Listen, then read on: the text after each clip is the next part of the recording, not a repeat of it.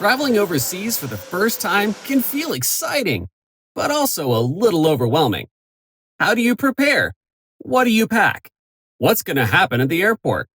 Don't worry, we've got you covered. In this video, we're breaking it all down. Everything you need to know before you go. What to expect at the airport, tips for making the most of your trip, and how to wrap it up smoothly when it's time to come home. By the end, you'll be ready to take on your first international adventure with confidence. Just a note, this video is aimed at Americans traveling abroad, but many of these tips and tricks apply to lots of countries. Let's get started. If you're planning your first overseas trip, there are a few things you'll want to handle before you even think about stepping on that plane. This prep work can save you tons of stress and set you up for an incredible adventure. First up, your passport. Here's the thing, you don't even need travel plans to get one. If you don't have a passport yet, go ahead and apply. It's a great thing to have one on hand, and processing can take up to 6 weeks, or longer if there are delays. Already have a passport? Great! But check the expiration date. Many countries require it to be valid for at least 6 months beyond your travel date. Yes, 6 months. Don't let an expired passport ruin your plans. If you're unsure how to renew, check out your country's State Department website. In the US, that's travel.state.gov. If you're in a pinch, there's likely expedited services for an additional fee. Next, check if you need a visa for your destination. A visa is an official document that allows you to enter and stay in a specific country for a designated purpose and time frame. Some visas are electronic, while others are physical stamps or stickers placed in your passport. Visa requirements vary depending on your destination and the purpose of your trip, such as tourism, business, or study. Some countries let you breeze through without one, meaning you won't need any additional paperwork beyond your passport. But others, like Europe starting in 2025, will require something like an ETIAS authorization for Americans. A quick visit to your destination's embassy website or a government travel page can give you all the answers you need. And here's a pro tip.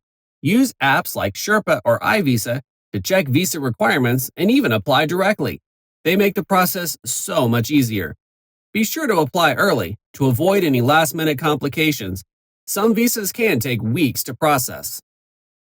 Now let's talk about travel insurance. I know, it's not the most exciting part of trip planning, but it is a must. Think of it like a safety net, from medical emergencies to lost luggage or cancellations. A little coverage can save you a lot of headaches. Plus, apps like World Nomads or Safety Wing make finding and buying travel insurance quick and simple. Be sure to read the fine print to understand what is and isn't covered. Some policies even include coverage for adventure activities like hiking or scuba diving, which can be handy depending on your itinerary. Speaking of peace of mind, don't forget about your health. Depending on where you're headed, you might need vaccinations. Always check the CDC's travel health notices for up-to-date recommendations. And if you take medications, pack extras in case of delays. Keep them in their original containers and bring a copy of your prescription just in case. Another app worth mentioning here is MyMeds, which helps you track and manage your medications while traveling. It's always a good idea to research local pharmacies near your destination, in case you need a refill or have a health issue while abroad. Now let's get into money matters. Before you leave, call your bank or credit card company and let them know you're traveling. Nothing's worse than having your card declined because of a fraud alert. If you're exchanging money, avoid airport kiosks. They have terrible rates. ATMs usually give you the best deal, and apps like Currency can help you track exchange rates on the go. And if you can, get a credit card with no foreign transaction fees. This can save you a ton over the course of a trip. Also consider carrying a small amount of local currency for tips, small purchases, or emergencies where cards may not be accepted. Lastly, do a little research.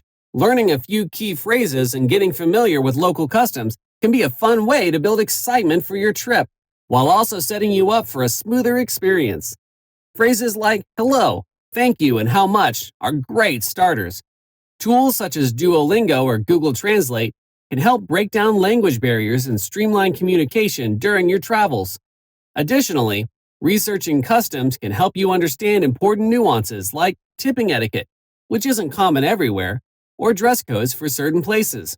Putting in this effort now not only enhances your trip, but also shows respect to the locals. Understanding dining etiquette, public behavior norms, and even regional gestures can help you avoid unintentional missteps and make a great impression. By getting the basics sorted, you'll be set for a smoother, more enjoyable trip. Trust me, doing the prep now means less stress later. Your bags are packed, your passport is ready, and it's finally time to head to the airport. Whether it's your first time traveling internationally or just your first time in a while, navigating the airport can feel a bit overwhelming. But don't worry, we've got you covered. First things first, plan for plenty of time, not just at the airport, but also when booking your flights. If you're booking multiple legs, especially through different airlines, make sure your layover before and after your international leg has plenty of time. For international flights, aim for at least 2 or 3 hours between connections. You'll need time to clear customs, collect your checked luggage, and recheck it if your connection involves entering a new country. Trust me, a tight layover might seem convenient on paper, but in reality, it can turn into a logistical nightmare. Use tools like Google Flights or Skyscanner to find flights with optimal layover times, and always double-check terminal distances for larger airports. For the airport itself, aim to arrive at least 3 hours before departure. Most airlines let you check in online 24 to 48 hours ahead of time, and downloading your airline's app can make this process even easier. You can access your boarding pass digitally, check your flight status, and even track your bags if your airline offers that feature. If possible, print a backup copy of your boarding pass for peace of mind in case your phone battery dies. When you get to security, remember the 311 rule. All liquids in containers of no more than 3.4 ounces or 100 milliliters, packed in a single quart-sized bag. Keep this bag and any electronics like laptops or tablets easily accessible in your carry-on. You'll need to pull them out at security. Bonus tip: wear slip-on shoes if possible. Taking off and putting on shoes at security can feel like a hassle, especially if you're juggling kids, luggage, or both. Make sure to empty your pockets, remove belts, and place all metallic items in the bins provided. Once you're through security, head to your gate and double-check flight information boards for updates. Gates can change last minute, and you don't want to be caught off guard.